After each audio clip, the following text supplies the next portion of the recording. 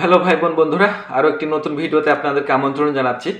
আজকে যে বিষয়টি নিয়ে কথা বলবো সেটা খুবই গুরুত্বপূর্ণ। তো আপনারা যারা নতুন পেজ বা প্রোফাইল নিয়ে কাজ করতে যাচ্ছেন এবং আপনাদের প্রোফাইলে বা পেজে লাল বাতি জ্বলে গেছে সবগুলোতে, নেট ফলোয়ার লাল বাতি কিংবা ভিউ লাল বাতি, এঙ্গেজমেন্ট লাল বাতি, এই সকল বিষয়গুলো কেন হয় এবং কি করলে এইগুলো প্রতিরোধ করা যাবে এবং সবুজ বাতি জ্বলবে এবং আপনার পেজ বা প্রোফাইলটা অল্প দিনের মধ্যে গ্রো করবে।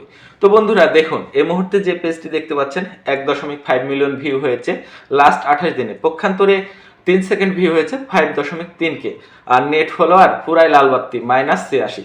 এটা কেন হয়? এটা শুধু যে আপনাদের সঙ্গে হয় এমনটা না, আমার কয়েকটি প্রোফাইলে এই অবস্থা হয়েছে। তো আজকে আপনাদেরকে প্রপার ওয়েতে বলে দিব যে কিভাবে কাজ করলে আপনাদের লাল বাতি জ্বলবে না, সবগুলোই সবুজ বাতি জ্বলবে।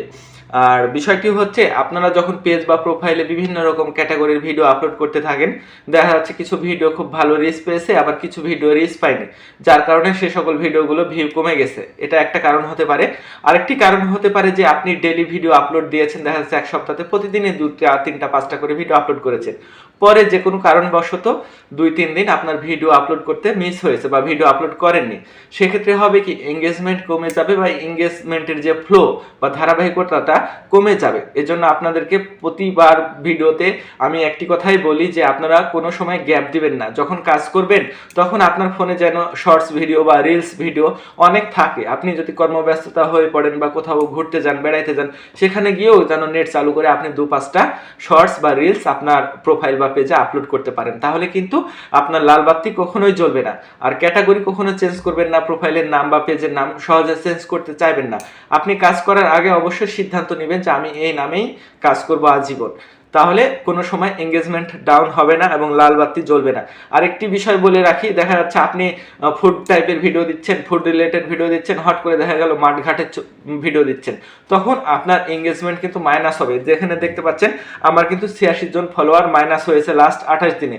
এইভাবে কমতে থাকলে কিন্তু আমার পেজ বা প্রোফাইল কোনোভাবে আগানো সম্ভব না, আপনারাও আগাইতে পারবেন না। তাই বলবো, যে সকল ভাই বোন বন্ধুরা পেজ বা প্রোফাইল নিয়ে খুব কষ্ট নিয়ে কাজ করতেছেন, আপনারা প্রতিদিন কন্টিনিউয়াসলি কিন্তু ভিডিও আপলোড করবেন। পাশাপাশি আপনাদের ক্যাটাগরি কোনো সময় চেঞ্জ করবেন না। আপনি যে রিলেটেড ভিডিও আপলোড করছেন ঠিক সেই রিলেটেড ভিডিও আপনি প্রতিদিন আপলোড করবেন। কোনো রকম মিক্স আপ করবেন না বা মিক্সিং কন্টেন্ট নিয়ে কোনো সফলতা নাই, আমি জানি। তো আপনারা মিক্সিং কন্টেন্ট পরিহার করে চলুন আর প্রতিদিন কমসে কম ভিডিও আপলোড করার চেষ্টা করুন। আরেকটি কারণে কিন্তু আপনার লাল বাতি জ্বলে যায়, এই কারণটা অবশ্যই অ্যাভয়েড করে চলবেন।